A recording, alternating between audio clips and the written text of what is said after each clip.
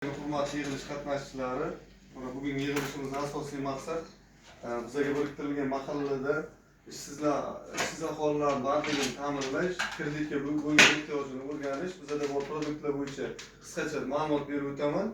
O'sha bo'yicha kredit bo'yicha nima muammolaringiz bo'lsa, kredit olishda, hujjat tayyorlashda aytib o'tasizlar, birgalashib masalasini yechimga kiritamiz. Bugungi kunda bizlarga bankimizda 312-sonli qaror bo'yicha, mahalla loyihasi bo'yicha, 47 qarorlar bo'yicha, 60 bo'yicha yoshlarga ajratilgan hamroh ayol kreditlarimiz bor.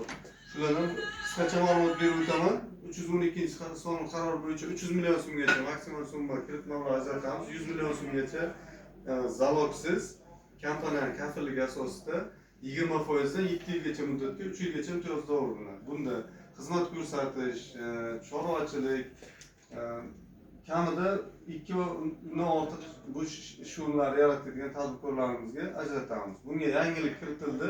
Oldin 1 yilgacha faoliyat yuritgan tadbirkorlarimizga kredit beraydik.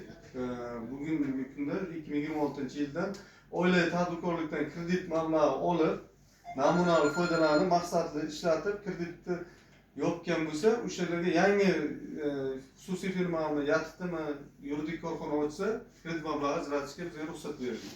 Bundan tashqari mahalla loyihasidan kredit ajratyapmiz. 5 yilgacha muddatga 2 yilgacha imtiyoz dovri bilan.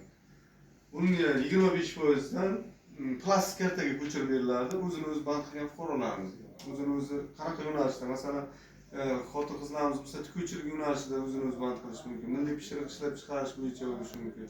Yigitlarimiz chorvachilik yo'nalishida bo'lishi mumkin. O'zini o'zi band qilgan yo'nalish bo'yicha kredit mablag'ini plastik kartaga ko'chirib beramiz, kafillik asosida. Bundan tashqari 47 qaror bo'yicha ham kreditlarimiz bor.